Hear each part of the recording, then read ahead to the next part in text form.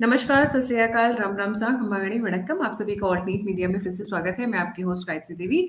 हमारे साथ दो हम बहुत लर्नेड गेस्ट जुड़े हुए हैं। शिवम चौधरी हमारे रेगुलर गेस्ट हैं, आप सभी जानते हैं। और अविनाश भाई की फैक्ट यूट्यूब चैनल से तारीफ करने की जरूरत नहीं है। अविनाश भाई का अपना एक रुतबा है, अपनी एक क्या बोलते हैं, मनमौजी स्टाइल है। तो ऐसा कुछ नहीं है, बस जी मेरा चैनल सब्सक्राइब कर लेना। मुझे लगता है किसी दिन मैं रात में कॉल करूंगी, मैं बोलूं, अविनाश भाई क्या कर रहे हो, बस मेरा चैनल सब्सक्राइब कर लेना। आई थिंक यही आवाज आएगी। बट हंसी मजाक से आगे नहीं, बढ़ते हुए, क्या है कि राष्ट्रवादी मजबूत रहने चाहिए। क्या हो शिवम भाई? जी बिल्कुल आज मैं और शिवम ऐसे ही एक मुद्दे पे बात कर रहे थे कि इस वक्त सभी राष्ट्रवादी चैनल्स पे कांग्रेस अपने एड्स भर भर कर दे रही है। मतलब इतनी डेस्परेट हो गए हैं कि राष्ट्रवादी चैनल्स पर पहुंच गए हैं, अपने जो उनके लेफ्टिस्ट कबाल है उनको छोड़कर।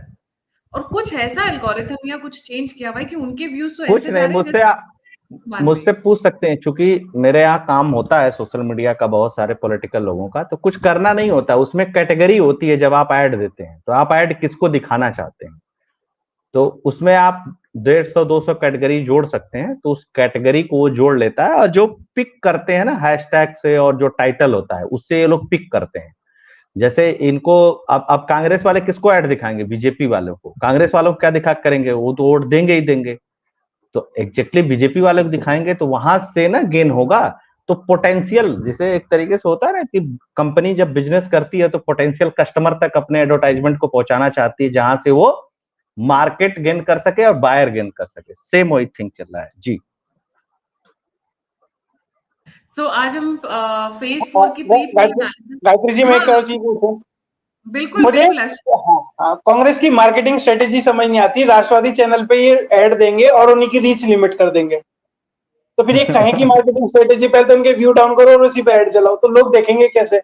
तो मतलब जैसी राजनीति ऐसी मार्केटिंग उनकी। नहीं शिवम भाई, देखिए क्या है कि आपने बंदा हायर किया हुआ है, उसको बोल दिया कि 50 करोड़ रुपया फूकना है, तो वो क्या करेगा? फूक देगा वो। है ना? तो ये बहुत सिंपल सी चीज होती है। जैसे हम लोगों से भी कोई कैंडिडेट कहता है कि 50,000 रुपया लगा दीजिए सोशल मीडिया पे, कोई फायदा नहीं होता 50,000 लगाने से। 50,000 लगा दिया सोशल मीडिया पे, ठीक है, तो आदमी तो उतने ही है ना, ऐड घूमता रहेगा उसी में वो। और ये लोग बड़े स्मार्ट हैं, यूट्यूब हो चाहे फेसबुक हो, ये जितना पैसा लगाएंगे ना उतना उसी में घुमा करके खत्म कर देगा, है ना? जितना कम पैसा लगाएंगे, जितना सही ऑडियंस रखेंगे, उतना बढ़िया ऐड चलता है। टारगेटेड ऑडियंस होनी चाहिए, एज ग्रुप हो, लोकेलिटी हो, उस हिसाब से टारगेटेड हो तो जाके काम होता है, जेनरिक में काम होता है। तो मतलब हम लोगों के यहाँ पर ऐड देकर वो अपनी पैसे खपा रहे हैं। मतलब जो उनके पास बचे हुए हैं, जो तीसरा लोकसभा हारने तक बचेगा। एक पार्टी फूक रहा है, एक 50 करोड़ फूक रहा है। जी चलिए जी बिल्कुल। शिवम भाई शुरू कर सही कहा आपने। हम शुरू करते हैं फेज 4 की प्री पोल एनालिसिस। और ये आपसे शुरुआत करती हूँ। आपको क्या अंदाजा है? एक तो सीट्स हम दिखा देती हूँ कि कितनी सीट्स हैं अभी तक। 285 सीट्स, 3 फेजेस में 285 सीट्स के ऊपर हो चुका है इलेक्शन, जिसमें अमित शाह का खुद से ये बयान है कि 200 ऑलरेडी वो क्रॉस कर चुके हैं। मैं बोलती हूँ अगर एक कंजर्वेटिव फिगर भी देते हैं तो 180 तो मतलब जो बड़े बड़े पंडित हैं, बड़े बड़े लोग हैं, वो लोग भी ये कह रहे हैं कि वो 180 क्रॉस कर चुके हैं, अगर 200 नहीं भी लेते हैं तो। मूविंग फॉरवर्ड, अब इस जो फेज 4 है, जो इसका मई 13 को इलेक्शन है, 96 सीट्स पर इलेक्शन है। यहाँ से शुरू करते हैं जी शिवम भाई। गायत्री जी, सबसे पहले तो आपने कहा कि अमित शाह जी ने कहा कि 200 सीट पहुंच चुकी है। देखिए, नेता क्या बोलते हैं क्या नहीं बोलते, उस पर मुझे बहुत ज्यादा नहीं कहना चाहिए। ठीक है, हर नेता अपने हिसाब से कहता है कि भाई मेरी इतनी आ गई है, तो 200 250 कुछ भी बोल सकते हैं। एक नैरेटिव, मोदी जी ने भी 400 का नैरेटिव रखा। अब वो कितना होता है कितना नहीं होता, वो हम 4 जून को देखेंगे। हर नेता कहता है, बंगाल में भी उन्होंने कहा। ठीक है, वो अपनी जगह ठीक है, अपनी पार्टी के लिए काम कर रहे हैं, अपनी हिसाब से कर रहे हैं। लेकिन हम किस तरीके से एनालाइज कर रहे हैं, हम जैसे लोग हैं और जो लोग हैं वो किस तरीके से एनालाइज कर रहे हैं। बीजेपी लगभग 185 190 के आसपास है, और अलायंस के साथ वो सही में 200 से ऊपर है। लेकिन अभी और बहुत कुछ कवर करना बाकी है। लगभग आधा चुनाव जा चुका है, उसमें 200 आ चुके हैं एनडीए को। बीजेपी 180-85 के आसपास मुझे कहीं घूमती दिखाई दे रही है, और अभी बाकी सारा चुनाव बचा, और वो चुनाव है जिसमें बीजेपी अच्छा परफॉर्म कर सकती है। अभी जो 96 सीटों पे जो चुनाव है, जो अब 13 तारीख में होने वाला है, उसमें फिलहाल बीजेपी के पास 42 सीटें हैं, 42 सीटें उनके पास है और इसमें कुछ सीटों का इजाफा ही होता दिखाई दे रहा है। तो आने वाला जो फेज है बीजेपी के लिए गेन करके लाएगा, ये निश्चित है। ज्यादा बड़ा गेन नहीं होगा, 3-4 सीटों का ही, 5 सीटों का गेन होगा, लेकिन गेन होने वाला है इस फेज के अंदर। और अगर 42 से वो 45 या 50 के आसपास कहीं पहुंच जाती है तो अब ये देखिए लगभग 240 के आसपास बीजेपी का फिगर कहीं घूम रहा होगा, 40-45, और अगले फेज में यानी 5वें फेज में वो मेजोरिटी मार्क क्लियर कर सकती है। तो कुछ इस तरह का फेज हमें आगे, छोटे छोटे फेजेस है, 57 सीट या कुछ ऐसे, बहुत बड़े बड़े फेजेस नहीं रह जाएंगे उसके बाद, छोटे छोटे फेजेस रहेंगे, तो वो ये सब देखना होगा। और बीजेपी एक अच्छा मार्क ला रही है और 240 के आसपास मुझे लग रहा है इस फेज के बाद बीजेपी रही। जी राज जी अविनाश भाई, आपका स्टार्टिंग कमेंट। शिवम भाई के बात से मैं सहमत हूं कि देखिए 42 सीटें 96 में से बीजेपी के पास थी, ठीक। अब बीजेपी यहां से गेन कहां कर सकती है? देखिए आंध्रा में अलायंस है तो हो सकता है कि 1-2 सीट वहां से गेन कर ले, तेलंगाना से सीटें गेन कर सकती है और बंगाल से सीटें गेन कर सकती है। अगर यहां से 1-1, 2-2, 3-3 सीटें भी अगर बढ़ा लेती है बीजेपी तो मुझको लगता है कि 50 के आसपास पहुंच जाएगी। लेकिन क्या 42 में से बीजेपी कुछ लूज कर रही है? अभी तक कोई ऐसी सीट नजर नहीं आ रही है जो लूज कर रही है। देखिए चुनाव को एक तरीके से और समझा जाता है, अगर चुनाव में फाइट नहीं होती, चुनाव अगर टफ नहीं होते तो फिर चुनाव होते ही क्यों? फिर तो लोग घर में सो जाते, कहते ठीक है चीजें चल रही हैं कोई बात नहीं। तो चुनाव तो होता है तो टफ होता ही है। अब डिपेंड करता है कि आप जो कम्युनिकेशन करते हैं, जैसे अभी बहुत सारे दर्शक कमेंट करेंगे अपने अपने क्षेत्र को लेकर के, अपने अपने एरिया को लेकर के, कोई कैंडिडेट्स को लेकर के बातें करेगा, कोई अन्य तरीके की बातें करेगा। एक चीज और मैं बता देता हूं शिवम भाई, इस बात को, अपनी बात को काटते हुए, कि एक चीज देखना होगा, बीजेपी के वोटर में और विपक्ष के वोटर में एक बहुत बड़ा अंतर होता है। बीजेपी के नेता में और विपक्ष के नेता में तो अंतर होता ही, वोटर में भी अंतर होता है। बीजेपी का वोटर जब बीजेपी सत्ता में होती है वो कम से कम अपने एमएलए और अपने एमपी से नाराज तो होता ही होता है। एक ऐसा व्यक्ति जो बीजेपी को वोट देने वाला है, मैं आपके कमेंट में भी कह रहा हूं, अगर उससे आप पूछेंगे कि क्या तुम अपने सांसद से खुश हो, तो पहला छूटते ही कहेगा मैं उससे खुश नहीं हूं, मुझको तो मोदी के नाम पे, योगी के नाम पे या हेमंत विश्व शर्मा के नाम पे वोट देना है। ठीक है, तो जब वो खुश नहीं होता है तो उसके अंदर एक भावना ये घर कर जाती है कि यार कहीं हार ना जाए पार्टी, ठीक है ना, वो इस बात को लेकर के चिंतित रहता है, तो वो एक सेल्फ डिफेंस में चीजों को करता है और उसमें रखता है। आप सोशल मीडिया में भी जाएंगे, बहुत सारे ऐसे लोग हैं कि जो दिन भर कहते रहेंगे अरे यार ऐसे प्रचार कर दिए, वैसे प्रचार कर दिए, ये कर दिया, आया नहीं, पर्ची नहीं आई तो मेरा सांसद नहीं आया, तो ये नहीं है, तो मोदी जी ने टिकट गलत दे दिया, ये सब रहता है। लेकिन बीजेपी का वोटर या तो वोट देने नहीं जाएगा, और जाएगा तो कमल का फूल दबाएगा। आप इसको गायत्री जी मान लीजिए, मैं कई सारे चुनावों से इस चीज को कवर कर रहा हूं। एक ये परसेप्शन है। दूसरी तरफ विपक्ष का जो वोटर है वो वोट देने जाए या ना जाए, वो कुछ करे या ना करे, लेकिन वो जहां बात करेगा वो अपने पार्टी की बात बड़ी दमदारी के साथ करेगा। आप अखिलेश भैया प्रधानमंत्री बना रहे हैं समाजवादी पार्टी के कार्यकर्ता, अखिलेश भैया को आप मतलब सोच नहीं सकती हैं इस बात को कि बीजेपी का कोई कार्यकर्ता कह रहा है कि हेमंत विश्व शर्मा असम के अंदर प्रधानमंत्री बनेंगे, आप ऐसा नहीं सोच सकती हैं। कांग्रेस का भी वर्कर ऐसा बहुत कम करता है। वो कांग्रेस का वर्कर ये नहीं कह रहा है कि जो कांग्रेस का प्रेसिडेंट है वो मल्लिकार्जुन खड़गे प्रधानमंत्री बन रहे हैं। लेकिन ये चीजें हैं। तो जब इसके बीच में आप जा करके किसी चाय की दुकान पे, किसी टपरी पे या किसी फ्रेंड से जब बात करेंगी, अपने सर्किल में बात करेंगी, तो आपको चुनाव समझ में नहीं आएगा, है ना। बीजेपी का वोटर या बीजेपी का कार्यकर्ता बीजेपी के नेताओं से खुश हो जाए, ये मैंने आज तक नहीं देखा है ना। वो नाराज रहता है लेकिन वोट देता है वो बीजेपी को। ये बीजेपी की सबसे बड़ी स्ट्रेंथ है, चाहे वो मोदी जी के नाम पे दे दे, योगी जी के नाम पे दे दे, राष्ट्र के नाम पे दे दे, ठीक है ना। तो ये कहानी है। आप मैं इस साइकोलॉजिकल बिहेवियर को शिवम भाई इतना स्टडी किया हूं, इसके डेटा को, इसके अलग अलग एआई के थ्रू इस चीज को, कि आप क्या कर सकते हैं। तो अगर उस चश्मे से आप देखेंगे तो फिर दृश्य दूसरा नजर आएगा, लेकिन उसको इंक्लूड करके देखेंगे तो तो आप मान करके चलिए कि बीजेपी 50% से अधिक सीटें इस फेज में भी ला रही है। जी जी शिवम भाई। मैं जो इन्होंने जितने भी ट्रेड्स बताए बीजेपी के वोटर के, मैं एक और बता देता हूँ। बीजेपी का वोटर हमेशा साइलेंट वोटर होता है। मैं 2022 के चुनाव का उदाहरण लेता हूँ यूपी से। यूपी में जैसे ही एक लगा हवा बना कि भैया आ रहे हैं, तो जितने भी वोटर थे समाजवादी पार्टी के, आरएलडी के या उससे जुड़े हुए वोटर थे, खासकर जो पीसफुल समुदाय था, वो वोकल होके बाहर आ गया। उन्होंने टोपी पहननी शुरू कर दी, उन्होंने यूनियन के जो किसान यूनियन है उसके गमछे गले में डालने शुरू कर दिए, और वो एग्रेसिव होकर सड़क पे आया। लेकिन बीजेपी का वोटर शांत रहा। तो ग्राउंड पे सेंटीमेंट ये आया कि देखिए सरकार तो इनकी बन रही है, क्योंकि जो ज्यादा बोलेगा वो ज्यादा दिखाई देगा, लेकिन जरूरी नहीं कि वो बूथ पे भी ज्यादा हो। बूथ पे ज्यादा बीजेपी का साइलेंट कार्यकर्ता है, जिसके घर में मन में एक घर कर गया कि अगर ये आ गए तो ऐसा ही हुड़दंग होगा। वही अब नेशनल नैरेटिव है। अगर ये आ गए तो वैसा ही हुड़दंग होगा जैसा अलग अलग तरीके से अलग अलग माध्यमों से हमें सुनने में आ रहा है कि ये हो जाएगा वो हो जाएगा, अलग अलग मैनिफेस्टो जो हम सुनाई दे रहे हैं। तो बीजेपी का वोटर साइलेंट है, चुपचाप है, उसे पता है मुझे क्या करना है, वो अपने काम में लगा हुआ है। सिर्फ जिस दिन उसकी वोटिंग है वो उस दिन आता है, वोट करता है। उससे पहली रात तक वो बीजेपी का कार्यकर्ता, बीजेपी का वोटर, बीजेपी के आदमी को गाली दे रहा होगा।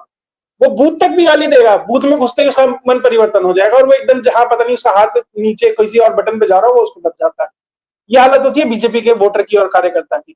इसलिए बीजेपी का वोटर साइलेंट है, वो नहीं बोलता, नहीं दिखाई देता। इसलिए अब ये सेंटिमेंट जा रहा है कि वोटिंग परसेंटेज कम है तो भाई बीजेपी को नुकसान है, पब्लिक नहीं आ रही है। ऐसा नहीं है, पब्लिक आ रही है, जहां जहां उसे जाना है वोट कर रही है। और थर्ड फेज का में आगे 65 पॉइंट समथिंग वोटिंग परसेंटेज था, पिछली बार 66 पॉइंट समथिंग था। तो बहुत ज्यादा अंतर नहीं है, 1% का अंतर है, कोई बड़ा मार्जिन नहीं है। और दूसरी चीज, एसबीआई की रिपोर्ट आई है, पिछली बार से नंबर ऑफ वोटर्स बढ़ गए हैं। पिछली बार जितने वोटर थे उससे नंबर ऑफ वोटर्स बढ़ गए हैं। तो वोटिंग परसेंटेज इसलिए कम या उतना दिखाई दे रहा है। 15% इंक्रीज हुआ है वोटर शेयर में। हाँ, वोटर शेयर में इंक्रीज हुआ है, यानी 15% ज्यादा वोटर इस बार वोट कर रहे हैं। तो उस चीज को भी ध्यान रखना चाहिए। और वो ज्यादातर वोटर कौन सा है? वो यंग वोटर क्लास है, जो संभवतः बीजेपी के साथ जाने वाला है, जो युवा वर्ग है। जो पुराना वोटर है वो अब तक उन पार्टियों के साथ लगा हुआ है, लेकिन जो नया वोटर है वो बीजेपी के साथ, ज्यादातर, मैं ये नहीं कह रहा सारा, लेकिन ज्यादातर उसकी मेजोरिटी बीजेपी के साथ आती है। तो इसलिए वोटिंग परसेंटेज में जिस दिन 4 तारीख को चुनाव होगा तो आपको वोटिंग परसेंटेज में फर्क दिखाई देगा। बीजेपी वोटिंग परसेंटेज में जंप करने वाली है और वो इसी युवा वोटर की वजह से होगा। जी गायत्री जी। ठीक बात है, सहमत हूँ शिवम भाई से। हुड़दंग नहीं मचाता है भाजपा का वोटर, नेता भी ज्यादा हुड़दंग नहीं मचाता, एक दो को छोड़ दिया जाए तो। और हाँ, और इसी मुगालते की वजह से अखिलेश भैया को लगा बस मुख्यमंत्री तो मैं ही हूं, मेरा तो लॉटरी लग गई है, क्योंकि उन्होंने वो हुड़दंग देखा, उन्होंने जो अंडरग्राउंड जो अंडरकरंट थी वो नहीं पहचान पाए। यही एक मैच्योर्ड नेता और जो लॉन्च पैड पैराशूट से लॉन्च नेता होते हैं उनमें फर्क होता है, जो ग्राउंड नहीं भाप पाते। जी ठीक बात जी। तो शुरू करते हैं स्टेट वाइज। पहले तो हम मेन इसमें कई लोग जो अभी जुड़े हुए हैं इस बार, जो मेन कैंडिडेट्स हैं जिनका भविष्य इस चुनाव के साथ है। लास्ट टाइम भी एक 1% से कम में हुई थी हार जीत। अविनाश भाई आपसे शुरू करते हैं, आपकी स्लाइड है, आप यहाँ से शुरू कर लेते हैं जी। देखिए ये वो सीटें हैं जहां पे 1% से कम हार जीत का मार्जिन था। ठीक है, अब इसमें आप देखेंगे कि टीडीपी के भी नेता हैं, ठीक है, टीडीपी के भी नेता हैं, बीजेपी के भी नेता हैं। जैसे दुर्गापुर से एसएस आलूवालिया थे जो वो 0.2% वोट से जीते थे। ठीक है, अर्जुन मुंडा भी हैं, ये भी बीजेपी के नेता हैं, ये भी 0 उससे जीते थे। यहाँ पे बीजेपी ने मार्जिन बढ़ा लिया। अब जैसे एसएस आलूवालिया को उठा करके उन्होंने आसनसोल भेज दिया है, वो आसनसोल से चुनाव लड़ रहे हैं। अर्जुन मुंडा ज्यादा बड़े मार्जिन से इस बार जीतेंगे खूंटी की सीट। तो ये कहने का ये मतलब है कि जो ये क्लोज मार्जिन वाली जो सीटें हैं, इस क्लोज मार्जिन वाली सीटों पे बहुत जबरदस्त फाइट होगी। अब जैसे जहीराबाद तेलंगाना का है, यहाँ पे बीआरएस का नेता जीत गया था 0.6% वोट से, यहाँ पे बीजेपी हारी थी। तो यहां से भी बीजेपी के लिए बढ़िया होगा। आंध्र प्रदेश में तो खैर वाईएसआर सीपी और टीडीपी के बीच में मुकाबला था, वहां पे भी बीजेपी का अलायंस है, हालांकि वाईएसआर सीपी आंध्र प्रदेश में बहुत कमजोर पार्टी नहीं है, ग्राउंड पे बहुत बढ़िया उन्होंने किया, उनके 2-4-5 स्कीम्स हैं वो भी बहुत बढ़िया चल रही है। अब जैसे आंध्र प्रदेश में मान लीजिए टीडीपी भी आ जाए सत्ता में या वाईएसआर सीपी भी आ जाए सत्ता में, मोदी जी के लिए कोई बहुत फर्क नहीं पड़ने वाला है, क्योंकि वाईएसआरसीपी से भी नरेंद्र मोदी के संबंध बहुत अच्छे हैं और टीडीपी के साथ भी नरेंद्र मोदी के संबंध बहुत अच्छे हैं, क्योंकि उनके साथ तो अलायंस ही है। तो यहां पे भी फर्क पड़ेगा। और इस स्लाइड का मेन मतलब था कि ऐसी भी सीटें हैं जहां पे 1% से कम, मतलब ये 10-12 हजार के मार्जिन वाली सीटें हैं जहां से हार जीत हुई थी। इसके अलावा जितनी भी देश में सीटें हैं उसमें सब जगह मार्जिन अलग है, और 1 लाख से अधिक वोटों से जीतने वाली सीटें बहुत ज्यादा है ना।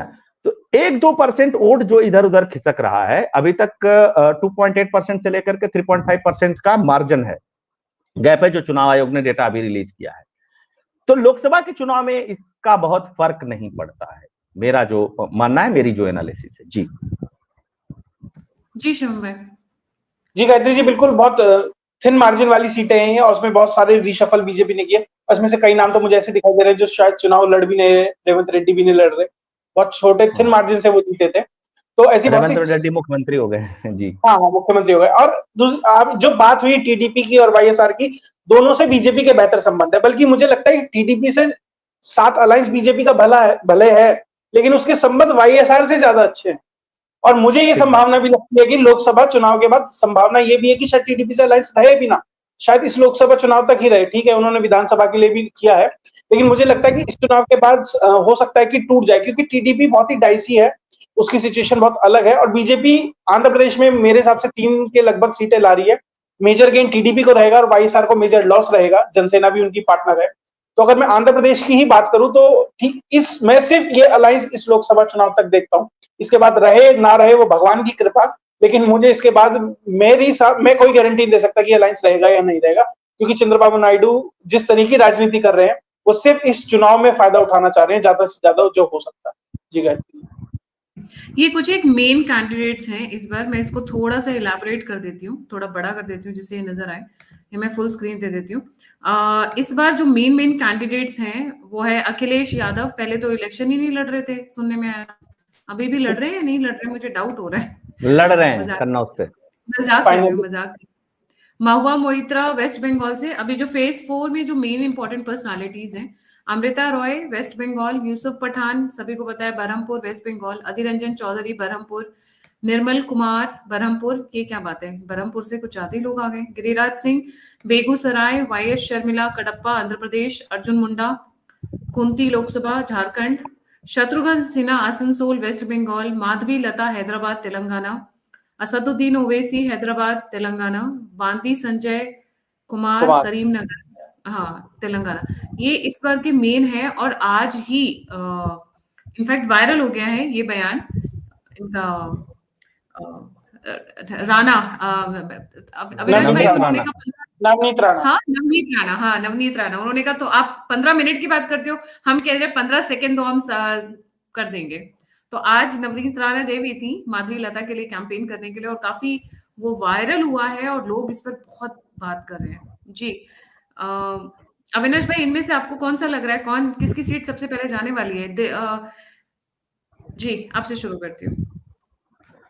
देखिए, आपको मैं बता दूं कि अर्जुन मुंडा चुनाव जीतेंगे, शत्रुघ्न सिन्हा संभवतः चुनाव हार जाएंगे, क्योंकि आसनसोल सीट पे जो परिस्थिति इस समय बन रही है वो शत्रुघ्न सिन्हा के लिए ठीक नहीं है, क्योंकि आसनसोल सीट पे बहुत बड़ी मात्रा में बिहार के रहने वाले लोग रहते हैं।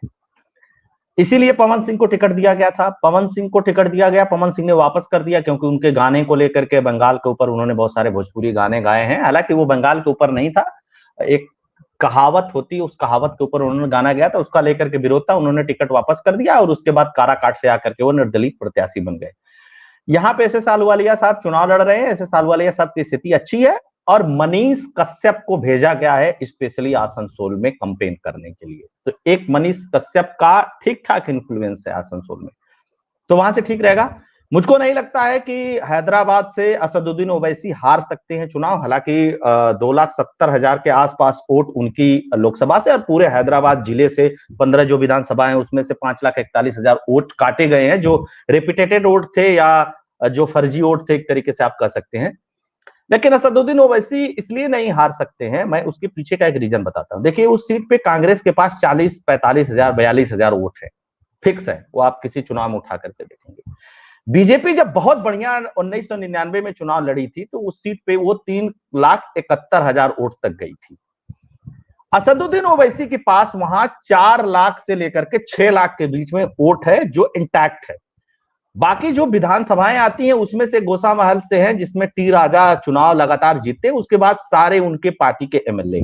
तो वो एक तरीके से आप समझिए कि वो कैप्चर्ड उनका एरिया है।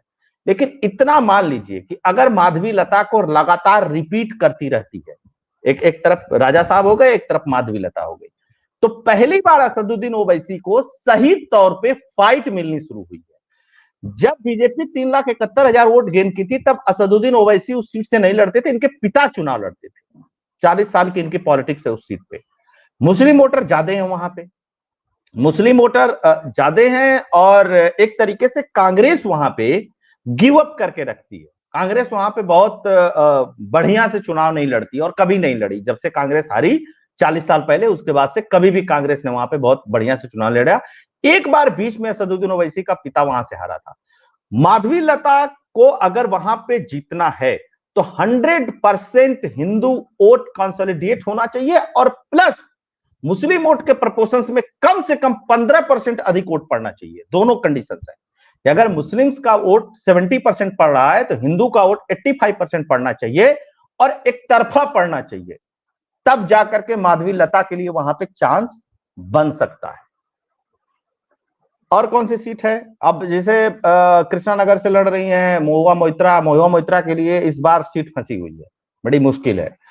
बहरामपुर की सीट की जहां तक बात है, बहरामपुर में लगातार पिछले 20-22 साल 25 साल से अधीर रंजन चौधरी जीतते आए हैं। कांग्रेस के बाद जो 2 सीटें उसमें से एक प्रोमिनेंट सीट है बहरामपुर की सीट। वहां पर से निर्मल जी लड़ रहे हैं, इधर से यूसुफ पठान को लेकर के आई है टीएमसी। यूसुफ पठान ने एक बयान दिया था कि मैं पॉलिटिशियंस नहीं, ये बयान भी वहां पे चल रहा है। और अधीर रंजन चौधरी ने एक बात और कह दी जाकर के, क्योंकि अधीर रंजन चौधरी और ममता बनर्जी की जो क्लैशेस थे इसकी वजह से भी माना जाता है कि कांग्रेस का गठबंधन नहीं हो पाया। ऐसा खुद टीएमसी के लोगों ने क्लेम किया और अभिषेक बनर्जी ने भी क्लेम किया है। यहां ममता बनर्जी मीटिंग करती थी एनडीए अलायंस की, अब वहां अधीर रंजन चौधरी जाकर के ममता बनर्जी को करप्ट और पता नहीं क्या क्या कह देते थे, एक तरीके से गाली दे देते थे, मामला खराब हो जाता था प्रदेश में जाते ही। मैंने आपके शो पे कई बार इस पे बहस भी किया कि अभी तो यहां सब इकट्ठा है, अभी राज्यों में जाने दीजिए, असली गाली गलौज तब शुरू होगा। इसके अलावा मैं आपको एक चीज बता दूं, यूसुफ पठान के लड़ने से वहां मुकाबला त्रिकोणी हो गया है। अगर यूसुफ पठान मुस्लिम वोट काट ले गए तो फिर यूसुफ पठान भी हारेंगे और अधीर रंजन चौधरी भी हारेंगे, वहां पे फिर बीजेपी जीत सकती है। अगर मुस्लिमों को लगा कि नहीं यूसुफ पठान को वोट देने की वजह से बीजेपी जीत सकती है, तो फिर अभी भी अधीर रंजन चौधरी वहां मजबूत कैंडिडेट है। उनका एक बयान भी आया था कि अगर मुझे वोट नहीं दे रहे हो तो बीजेपी को वोट दे दो। जी जी शिवम भाई, आपका क्या कहना है? जी, मैं हैदराबाद से ही बात करता हूँ। हैदराबाद में 60-40 का लगभग रेशियो है, 39% के लगभग बीजेपी हिंदू वोट शेयर है और पिछली बार जो बीजेपी का कैंडिडेट था उसे लगभग इतना ही वोट शेयर मिला था। तो यानी कि आप ये मान के चलिए पूरा का पूरा Hindu vote share, vote bank उसे गया था। दूसरी चीज, जो गोशा महल से जिस विधायक की बात की टी राजा सिंह, पहले वो क्लेम कर रहे थे कि मुझे यहाँ से लोकसभा की सीट मिलनी चाहिए। बीजेपी ने उनका टिकट काट कर उन्हें टिकट नहीं दिया और इन्हें दिया, माधवी लता को। ये बीच में इंटरनल टसल थी दोनों की, तो वो लेकिन कहीं ना कहीं सुलझा ली गई, वो पब्लिक में अब नहीं है। अब वो अंदर कितनी है कितनी नहीं है वो भी देखना महत्वपूर्ण है। और एक और चीज, जब नवनीत राणा है, अगर वो ऐसी हाई प्रोफाइल कॉन्स्टिट्यूएंसी पे जाती है जो बहुत ही वॉलेटाइल इस तरीके से है कि जहां आपको 15%, जिस 15% की बात अभी अविनाश जी ने कही, आपको 15% वोट शेयर चाहिए। सुनने में बहुत अच्छा लगता है कि 15 मिनट की जगह 15 सेकंड की पुलिस हटा लीजिए, ये कर लीजिए, वो कर लीजिए, लेकिन उस कॉन्स्टिट्यूएंसी, उस पर्टिकुलर सीट की डायनेमिक्स को वो डिस्टर्ब करता है। वो जो कहीं उम्मीद कर रहा था 5%, 7%, 10% वोट शेयर आने का, वो अब बिल्कुल भी नहीं आएगा। ठीक है, आपको पूरे देश में एक नैरेटिव बनाना है, सुनने में अच्छा लगता है, कार्यकर्ता थोड़ा वो हो जाता है कि हमारे नेता ने ऐसा कह दिया, बल्कि वो अभी इंडिपेंडेंट थी, अभी बीजेपी में आई है वो। तो अगर वो ऐसे करते हैं, उस सीट की डायनेमिक्स खराब हो जाती है। माधवी लता वहां से नहीं जीतने जा रही, ये श्योर शॉट है। जीत अभी ओवैसी ही रहे हैं, और जो एक बार सीट फंस गई थी, ओवैसी थिन मार्जिन से जीते थे, वो तब जीते थे, मतलब उन्हें सीट थोड़ी फंस गई थी जब टीडीपी ने एक मजबूत कैंडिडेट उतारा था। तो जब तक कोई तीसरा मजबूत मुस्लिम कैंडिडेट नहीं आएगा तब तक ओबीसी उस सीट पे ऐसे ही जीतते रहेंगे, because of the demographic dynamics of that seat. तो वो ऐसे ही जीतते रहेंगे। तो अभी माधी लता के लिए कोई उम्मीद नहीं है। हाँ, ये है कि वोट शेयर में मतलब मार्जिन में कुछ कमी कर सकते हैं। दूसरी चीज जो अभी बात की कि 5.5 लाख वोट कटवा दिए गए, 5 लाख नए वोट ऐड भी हुए हैं। वो लोग वो मतलब वो एक एक्स्ट्रा इन्फॉर्मेशन है, उतने ही वोट वहां ऐड भी हुए हैं। 5 लाख घटे हैं तो कुछ इसके लगभग 5.5 लाख 5 लाख मुझे जो आंकड़ा याद है, इतने वोट शेयर ऐड भी हुए हैं। तो लगभग स्थिति वही है, उतनी ही वोट वहां कास्ट होंगी। तो हैदराबाद का ही डायनामिक्स है। आसनसोल बीजेपी जीत रही है। बहरामपुर अधीर रंजन चौधरी मुझे जीतते हुए अभी दिखाई दे रहे हैं। पिछली बार भी बहुत थिन मार्जिन से वो जीते थे, लेकिन अधीर रंजन चौधरी वो सीट जीत रहे हैं। उसके बाद जो आपने और सीटें दिखाई, अर्जुन मुंडा जीत रहे हैं अच्छे मार्जिन से, वो अविनाश जी ने बता दिया। बंडी संजय कुमार भी अपनी सीट को करीमनगर से निकालते दिखाई दे रहे हैं। तो जो आपने सीटें दिखाई, और हाँ, कन्नौज इंटरेस्टिंग होगा, लेकिन अभी एज मुझे भैया को ही दिखाई दे रहा है, लेकिन इंटरेस्टिंग होगा कन्नौज, देखना होगा कि क्या रहेगा क्या नहीं रहेगा। लेकिन फिलहाल मेरे हिसाब से जो एज है वो अखिलेश यादव को ही है। अखिलेश यादव ही फिलहाल वो सीट वहां से निकालते मुझे दिखाई दे रहे हैं, और उन्होंने टिकट काट कर अपने आप को वहां पर लाए, क्योंकि कम से कम 9 सीट ऐसी हैं आज के टाइम में यूपी के ऊपर जहां समाजवादी पार्टी ने 2 या 3 बार टिकट चेंज किए, कैंडिडेट चेंज किए। बिजनौर में किया था, मेरठ में किया था, कन्नौज में जहां भैया लड़ रहे हैं वहां पे टिकट चेंज किया। तो उन्होंने कम से कम 9 से 10 सीटें ऐसी हैं जहां बार बार टिकट चेंज किया। और एक और चीज बहुत अच्छी याद आ गई, अविनाश जी ने कहा कि रीजनल पार्टीज के लोग ये चाहते हैं कि 5-6 सीट के ऊपर ही लोग उनके मुख्यमंत्री बन जाए, अखिलेश हो या और हो। मायावती के भतीजे तो 0 सीट पे बहन जी को मुख्य प्रधानमंत्री बना रहे हैं, वो छोड़ दीजिए। आनंद ने तो ये कह दिया, आनंद शायद उनका, मुझे जो सही नाम याद आ रहा है वही है, उनके साथ बड़ा बुरा हो गया यार। आकाश आनंद, हाँ आकाश आनंद। देखिए, मायावती को मैं उसका श्रेय देता हूँ, मायावती ने बिल्कुल सही किया, और ये एक नजीर हो सकता है दूसरी पार्टी के लिए कि जब तक भैया तुम परिपक्व नहीं हो, शांत रहो, एफआईआर हो जाएगी, जेल चले जाओगे, तो कुछ नहीं कर पाओगे। जानी तुम्हारे पास ही है सत्ता भैया, थोड़े मैच्योर हो जाओ, बोलना सीख लो, कुछ भी मत बोल दो। और कम से कम सोनिया गांधी ने अगर यही राहुल गांधी के साथ किया होता तो आज हम ये डिस्कशन नहीं कर रहे होते। आज हम ये डिस्कस कर रहे होते कितनी सीट वाली है। और कम से कम योगी सरकार में तो थोड़ा शांत होकर बोलो, एफआईआर हो जाएगी, दिक्कतें आ जाएंगी। सोनिया गांधी का केस अलग है, वहां 2 कंपटीशन है, यहाँ आकाश आनंद अकेले हैं, देर में भी देगी चल जाएगी। वहां 2 कंपटीशन में बैठे हैं, अगर एक पे नजर हटाई तो दूसरा कब्जा कर लेगा। वहां सोनिया गांधी उस द्वंद पे फंसी हुई है। अरे आज पूरा द्वंद चला है इस पे भाई। आज रवीश कुमार ने वीडियो बना दिया इस पे, मायावती ने डर से निकाल दिया ये वो। नहीं वो नहीं, वो तो कल ही बनाया था भाई, आज का नहीं है वो। प्रियंका से सावधान रहना, अजीत अंजुम या रवीश कुमार दोनों में से किसी एक ने बनाया है। रवीश कुमार नहीं ना प्रियंका से सावधान रहना। रवीश कुमार ने आकाश आनंद को पार्टी से निकालने के लिए मायावती को खरी खोटी सुनाते हुए एक वीडियो बना दिया। उस वीडियो को लेकर के पूरा बसपा का कैडर, पूरा भीम आर्मी, इवन जितने भी दलित वर्ग के आप देखेंगे, जितने भी यूट्यूबर हैं, ठीक है, या जो बहुजन की बात करने वाले यूट्यूबर हैं, इवन दिलीप मंडल तक ट्विटर पे ट्रेंड किया है, रवीश पांडे शर्म करो। मतलब ये उन लोगों ने यूनिटी इतनी जबरदस्त दिखाई, मतलब नंबर 1 ट्रेंड किया लगभग 3-4 घंटे तक ये बात। और जिस तरीके से मतलब अब रवीश पांडे की तो मैं समझ रहा हूं कि इतनी जबरदस्त धुलाई तो कभी हुई ही नहीं होगी। इतनी धुलाई हुई है रवीश पांडे की, आज सारी चीजें कह दिया है उन लोगों ने, मतलब कुछ भी छोड़ा नहीं है। ये कभी मायावती की रैली कवर करने नहीं जाता है, राहुल गांधी का चमचा है, राहुल गांधी से पैसे लेकर के प्रचार करता है, सब कुछ हुआ। रवीश कुमार है ना, रवीश पांडे असली नाम है, असली नाम रवीश पांडे ही है। हाँ। तो रवीश कुमार के नाम से ट्रेंड करते ना, सबको पता चलता है कि वही रवीश कुमार है। आधी नहीं तो फोटो लगा के पूरा ट्रेंड हो रहा था, जबरदस्त। सारे उसमें रवीश पांडे इसलिए क्योंकि ब्रजेश पांडे से भी तो जोड़ना है ना उसे, उसके भाई से। सही बात है। और देखिए, हाँ, और मैं बता दूं, इस चुनाव की जो सबसे बड़ी खोज है ना, वो दिलीप मंडल है। दिलीप मंडल वो व्यक्ति था जिसने सबसे ज्यादा गाली राइट विंग को दी, लेकिन आज सबसे ज्यादा डिटेल्ड रिसर्च के साथ अगर कोई व्यक्ति इनकी बजा रहा है लेफ्ट वालों की, तो दिलीप मंडल है। मैं कह रहा हूं कि बीजेपी और राइट विंग इकोसिस्टम में कोई इतना डिटेल स्टडी नहीं करके आया जितनी वो करके आ रहा है, और जिस तरीके से इनकी बजा रहा है ऑन फैक्ट्स, रिजर्वेशन के ऊपर जितना अच्छा स्टैंड आज दिलीप मंडल ने लिया, मुझे लग रहा है कि बीजेपी और राइट विंग वालों को थोड़ा पढ़ाई पे ध्यान देना चाहिए। ठीक बात है। बिल्कुल सही, बिल्कुल सही।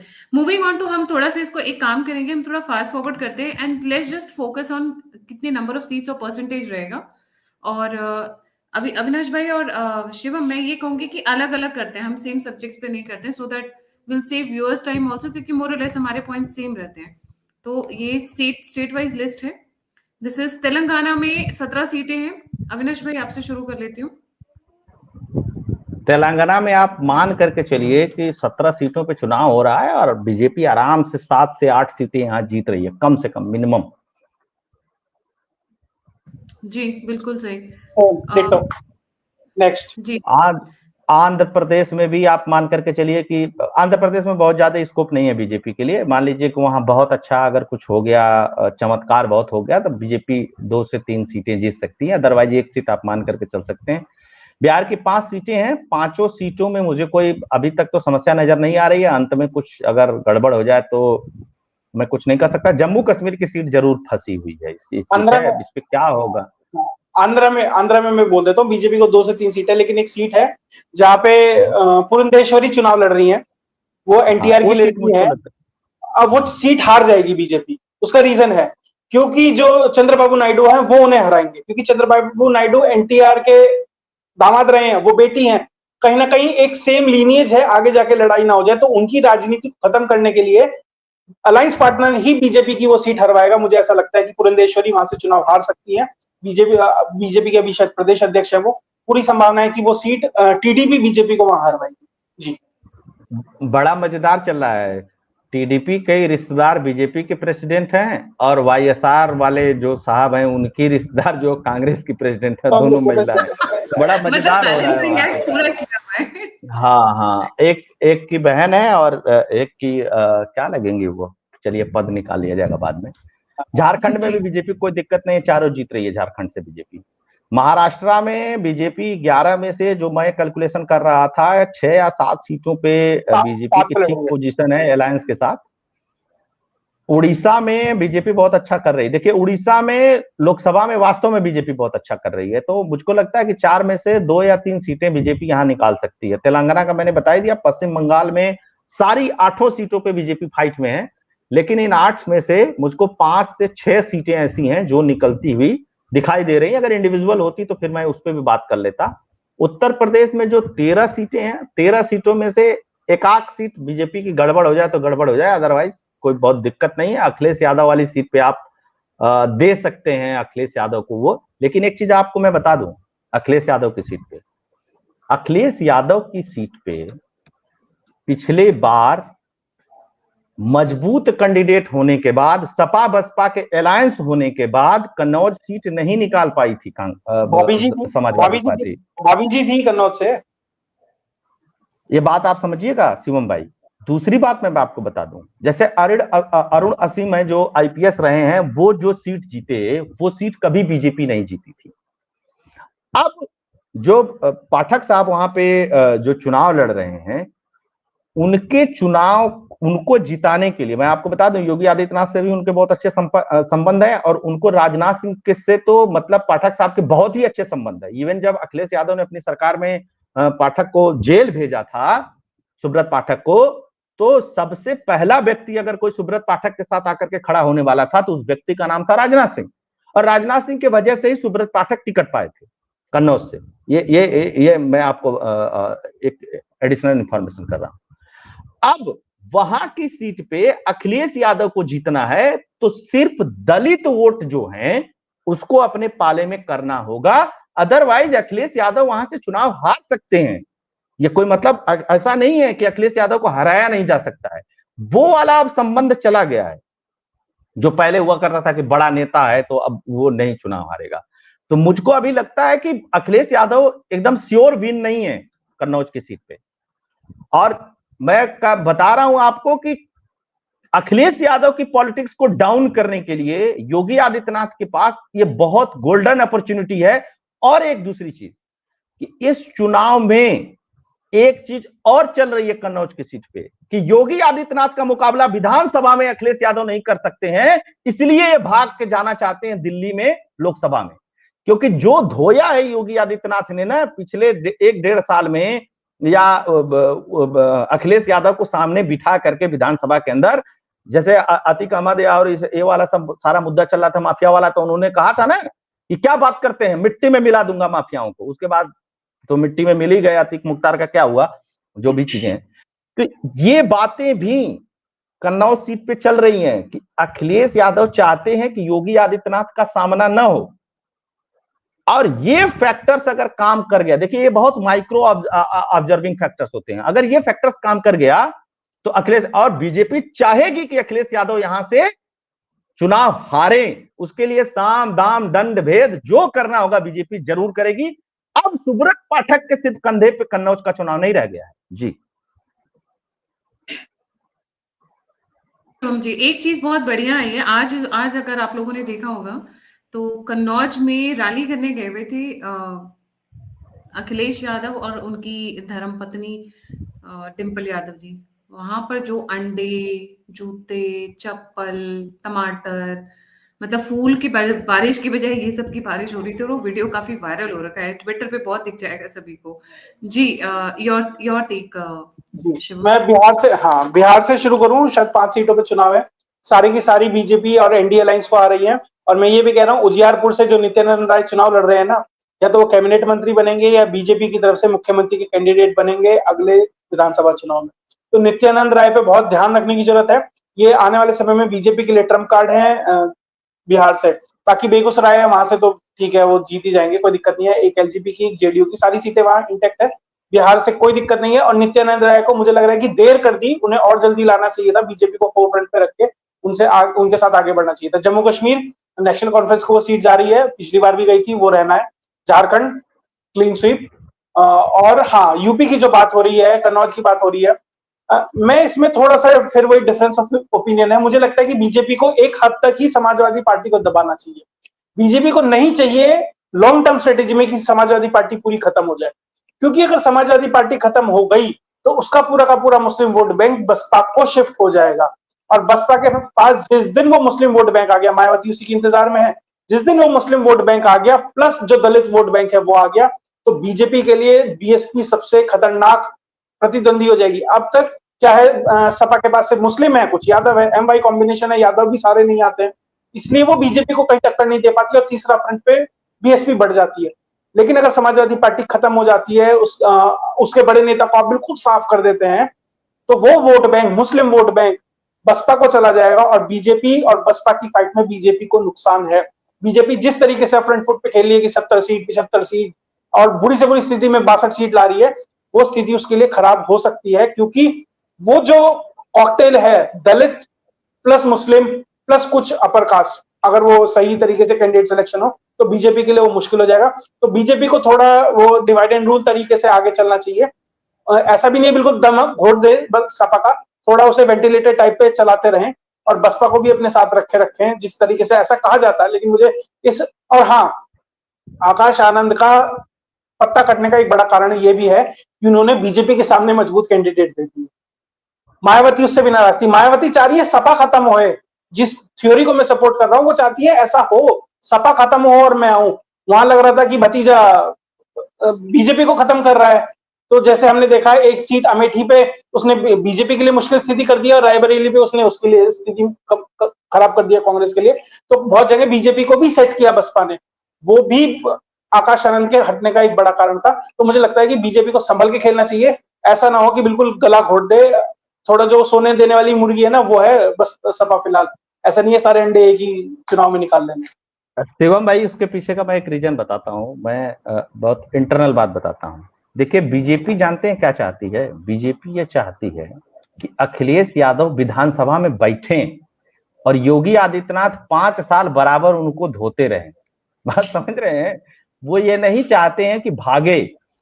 अगर विधानसभा में अखिलेश यादव नहीं बैठते हैं, वो चले जाते हैं लोकसभा में बैठने के लिए, तो बीजेपी के लिए डाउनफॉल होगा। फिर वहां पे तो नरेंद्र मोदी से तो होगा नहीं 2-2 हाथ। तो जो उफान मचता है ना यूपी के अंदर, वो उफान मचेगा ही नहीं। आप बताइए कि कौन कहेगा कि मैं मिट्टी में मिला दूंगा। तो बीजेपी चाहती है अखिलेश यादव को विधानसभा में रखना। मैं आपकी बात से सहमत हूं कि बीजेपी गला नहीं घोटेगी, लेकिन बीजेपी यह भी चाहती है कि सुब्रत पाठक वाले सीट से अखिलेश यादव हारे, क्योंकि अगर हारेंगे तो जो वहां की डोमिनेंस पॉलिटिक्स है उसमें बीजेपी अच्छा स्पेस बनाएगी। जैसे मैनपुरी हो गया, इटावा हो गया, कन्नौज हो गया, ये सटी हुई सीटें हैं। अगर अखिलेश यादव विधानसभा से चले जाएंगे तो अखिलेश यादव खत्म हो जाएंगे। अखिलेश यादव को पता नहीं कौन सी पॉलिटिक्स करनी, क्योंकि केंद्र में क्या करेंगे वो जाकर के। जब केंद्र में बैठे थे अखिलेश यादव को कोई नहीं पूछता था। डिंपल यादव चली जाती है वहां, भाषण देती है, लोग मजे लेते हैं। लेकिन अगर सोचिए कि विधानसभा में होते, क्योंकि उत्तर प्रदेश में अगर अखिलेश यादव चले गए तो आप सोच लीजिए कि समाजवादी पार्टी में कोई व्यक्ति बचेगा ही नहीं जो समाजवादी पार्टी को लीड करे। और चाचा योगी आदित्यनाथ के सामने बोलेंगे कुछ, यह इम्पॉसिबल बातें हैं। ये वाला एक फ्रेम है कि अखिलेश यादव को किसी भी तरीके से विधानसभा में रखना है ताकि योगी आदित्यनाथ और अखिलेश यादव का जो मनोरंजन है वो चलता रहे। जी।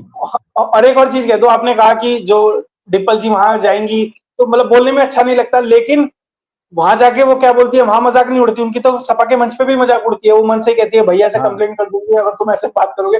और दूसरी चीज, जो अखिलेश जी है, भैया देखिए मूर्ख कहीं भी बोलेगा वहां गलती करेगा। वो विधानसभा में बोले या लोकसभा में बोले, ऐसा ही जो गड़बड़ी इन्होंने यहाँ की है उसी वहां करेंगे। तो वो तो जहां बोलेंगे गड़बड़ करनी है, वो मतलब अपना मौका नहीं। यहाँ मैं आपकी बात काट रहा हूं। अपॉर्चुनिटी नहीं मिलेगी ना। 2 सीट लेकर के जाएंगे 543 वाली लोकसभा के अंदर, तो आपको मिलेगा कैबिनेट बोलने के लिए। यहां तो आप एकदम सामने बैठ करके बढ़िया डिजिटल स्क्रीन पे बोलते हैं ना, तो जो अपॉर्चुनिटी उत्तर प्रदेश में अखिलेश यादव को मिलेगी बोलने के लिए। अच्छा, जब अखिलेश यादव विधानसभा में जाएंगे तो पूरा एक हनक होगा, समाजवादी पार्टी का कार्यकर्ता वीडियो बनाएगा शेर आया टाइप का, वो लोकसभा में नहीं हो सकता। आपको लोकसभा में 5 मिनट मिलेगा मुश्किल से बोलने के लिए। आप क्या बोलेंगे उसमें, क्या रखेंगे, क्या बात करेंगे। लेकिन यहां पर तो आप मुख्य विपक्षी पार्टी 125 विधायकों के साथ आप सिटिंग करेंगे, उधर से उठेंगे ओम प्रकाश सिंह कुछ बोलेंगे, उधर से उठेंगे ललई यादव कुछ बोलेंगे, तो वो वाला जो चार्म है वो नहीं मिलेगा लोकसभा में। जी, ये कहने का मतलब। वैसे मैं एक और जोड़ दूं, अभी उसका वोटिंग वगैरह नहीं है, राजभर की भी जबान थोड़ी बीजेपी के खिलाफ होने लगी है। राजभर का भी मुझे लग रहा है कि दिमाग थोड़ा पलटने लगा। जी शिवम, राजभर फिलहाल के लिए, राजभर तो बैंगन है, किधर भी जा सकता है, लेकिन फिलहाल वो बीजेपी के साथ रह के भी और बीजेपी के अगेंस्ट ही बोल रहा है, ऐसा लग रहा है। देखिए हो क्या रहा है कि जो वो सीट हार रहा है ना, वो फसली मऊ की जो घोसी वाली सीट है वहां पे बीजेपी कार्यकर्ता सपोर्ट नहीं कर रहे हैं। अब तुम योगी बाबा को घंटा वंटा मंदिर वंदिर में भेजने को कहोगे तो तुम भाजपा के ही क्यों न हो, तुमको सपोर्ट नहीं मिलेगा। योगी आदित्यनाथ का इतना बेस है, आप इस बात को लोग नहीं समझते हैं। वही फ्रस्ट्रेशन है। जैसे आप देखेंगे कि 2-3 शर्मा और कौन कौन यूट्यूब चैनल चलाते हैं, लेफ्ट विंग वाले हैं, ये सब रवि सोबिस और अंजुम अंजुम बताते हैं डेली की चुनाव योगी आदित्यनाथ दोबारा मुख्यमंत्री नहीं बनेंगे। ये मतलब योगी आदित्यनाथ को डे 1 से ये पद से हटा रहे हैं। अमित शाह से नहीं जम रही है, मोदी अब हटा देंगे। ठीक है, फिर जब चुनाव हो रहा था तो कह रहे हैं कि कुछ भी हो जाए उत्तर प्रदेश में योगी मुख्यमंत्री बनने नहीं जा रहे हैं, योगी को हटा देंगे। अभी ये बात कर रहे हैं कि लोकसभा चुनाव के बाद हटा देंगे।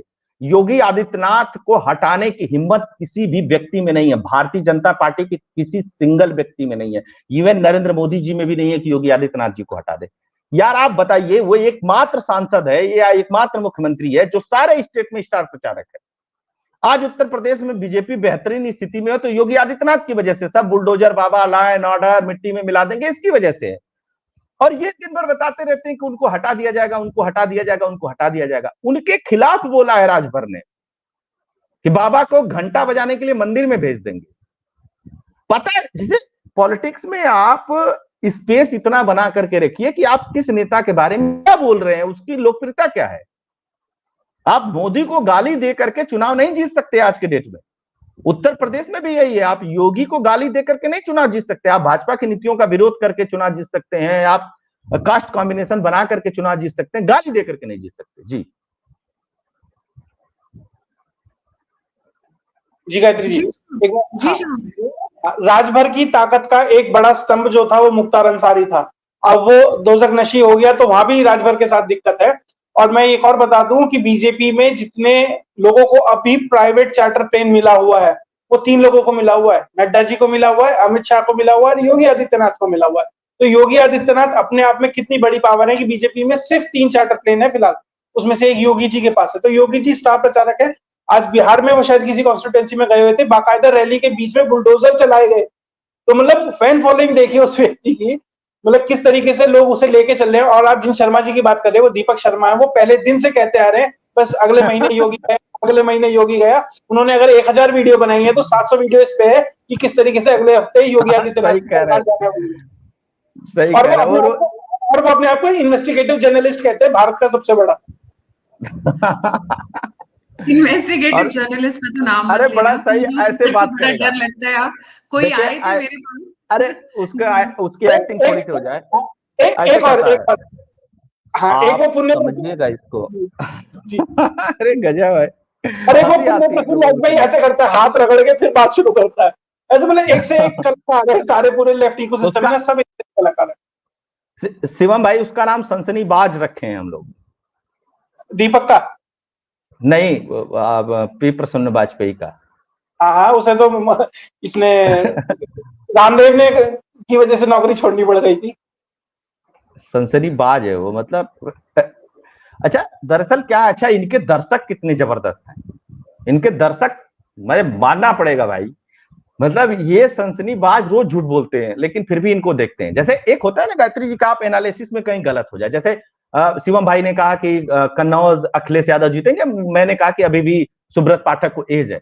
हो सकता है कि हम दोनों में से कोई एक गलत हो जाए, ये एक एनालिसिस का पार्ट है। लेकिन हम बीजेपी को जिता रहे हैं कि बीजेपी जीतेगी 20 सीट और बीजेपी जीत रही है 1 सीट, ये एनालिसिस नहीं है, ये तो प्रोपेगेंडा है ना। जैसे मध्य प्रदेश में था, मध्य प्रदेश में गायत्री जी के चैनल पे मैंने आकर के कहा था कि मैडम आप 130 सीट लिख करके और टांग दीजिए। एबीपी न्यूज क्या सर्वे करता है, किसका ट्रैकर क्या चलता है, मैं डेटा का ही आदमी हूं, मैं उसमें काम करता, मुझको सब खेल तमाशा पता है। कोई व्यक्ति नहीं कहता था बीजेपी जीत रही है, ठीक है। छत्तीसगढ़ के बारे में मैंने गायत्री जी के चैनल पे कहा था कि आप छत्तीसगढ़ में मान करके चलिए कि 50-50 चुनाव है लेकिन बीजेपी को एज है। तो सब कहते थे छत्तीसगढ़ तो जीतेंगे नहीं। छत्तीसगढ़ में वो भी हमने तब कहा था जब कांग्रेस को जिता रहे थे लोग, अजीत अंजुम, रवीश कुमार, अभिषेक शर्मा, मीडिया तक, हमारे राइट विंग के भी लोग कह रहे थे कि छत्तीसगढ़ कांग्रेस, छत्तीसगढ़ में तो नहीं हो सकता।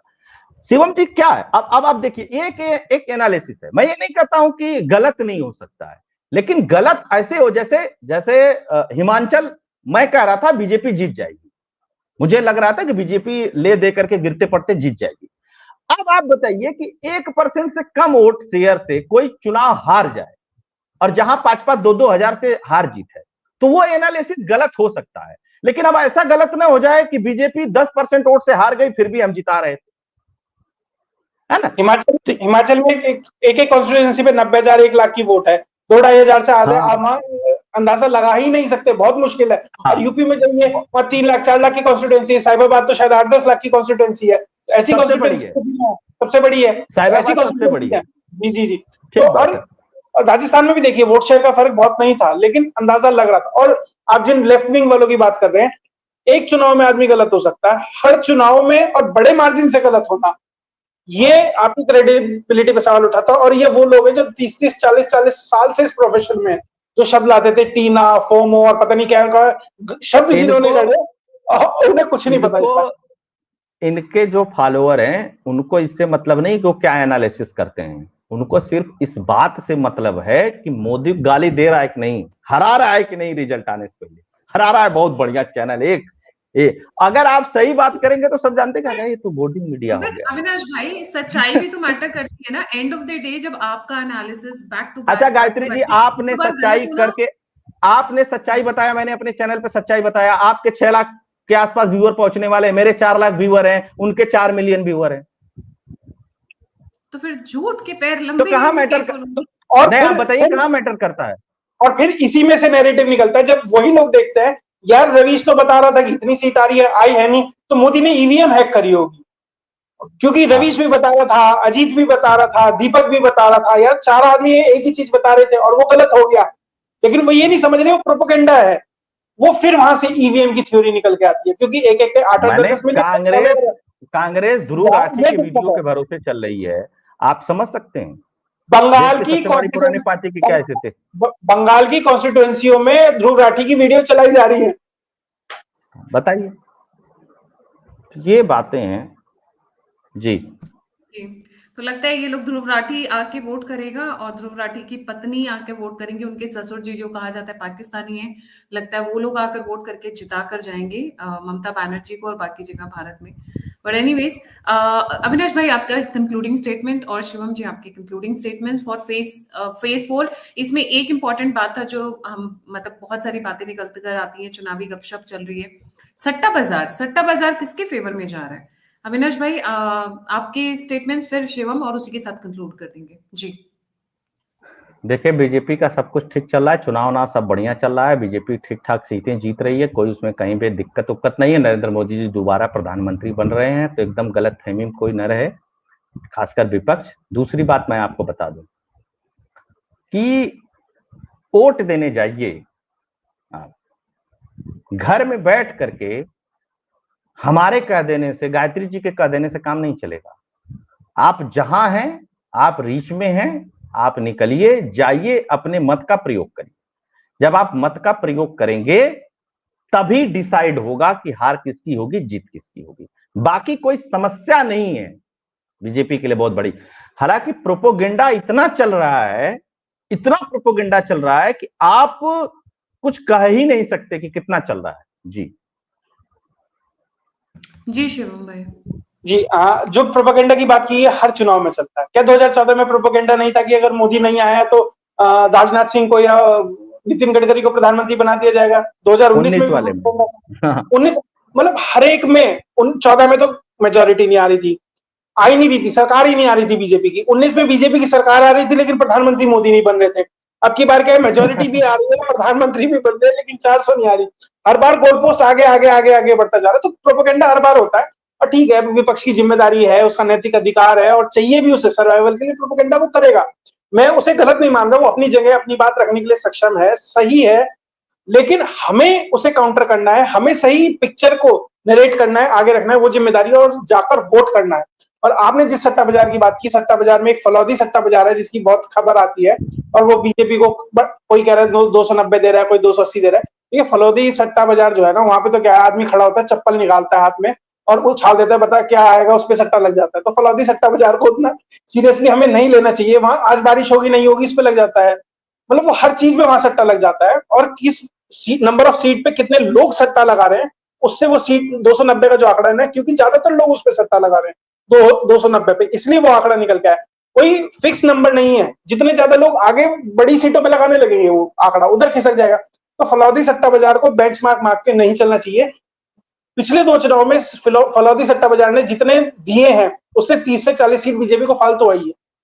तो अभी 290 कह रहा है, तो 30 सीट तो आप ऐसे जोड़ लीजिए, तो उसे बेंचमार्क मान के चलिए। और मैं इसलिए नाम ले रहा हूँ क्योंकि सबसे ज्यादा न्यूज में वही रहता है। सट्टा बाजार अलग अलग जगह अलग अलग है, मुंबई में है, दिल्ली में है, हर जगह, लेकिन वो क्योंकि राजस्थान से आता है और वो सबसे नामी है, तो इसलिए उसका नाम चलता है। तो इसलिए बता रहा हूँ, पुराना है, उसमें ज्यादा नजर नहीं रखनी चाहिए। वो ठीक है, एंटरटेनमेंट पर्पज के लिए बहुत अच्छा है, और आपको अपनी किस्मत आजमानी है इलीगल तरीके से, तो आप वहां पे भी जा सकते हैं, वो कोई दिक्कत नहीं है, आपका अपना पैसा है, अपना भविष्य है। लेकिन उसे बेंचमार्क मानकर ये मत मानिए कि बीजेपी की इतनी सीट आ रही है। क्या चुनावी गणित है, कहाँ कितने जीत रहे हैं, किस तरीके से वोटिंग हो रही है, क्या कॉम्बिनेशन है, उस पर वो सीट आएंगी, ना कि सट्टा बाजार क्या कह रहा है उस पर आएगी। हाँ, आप जाइए, वोट कीजिए, उसके बाद ही आप कुछ कह सकते हैं। अगले 5 साल अगर आपको सवाल पूछने हैं ना, तो हक तभी बनता है जब आप वोट करके आएंगे। जाइए, वोट करिए, सही जगह वोट करिए। कहाँ करते हैं ये हम नहीं कहेंगे, लेकिन हमने जो बात कही है इतनी देर से, उससे आप निष्कर्ष निकालने में सक्षम है कि आपको कहाँ वोट करना चाहिए जी। Thank you so much. हाँ, एक और डिस्क्लेमर दे देता हूँ, हमने जो भी बात की ना, ये एग्जिट पोल था, ना ये ओपिनियन पोल था, ये हमारे पर्सनल ओपिनियन थे। जी बिल्कुल सही। Thank you so much Avinash भाई फॉर ज्वाइनिंग। इनका की फैक्ट यूट्यूब चैनल जरूर सब्सक्राइब कर लिए, नहीं तो रात को 2 बजे फोन आएगा कि आपने बोला नहीं था सब्सक्राइब कर।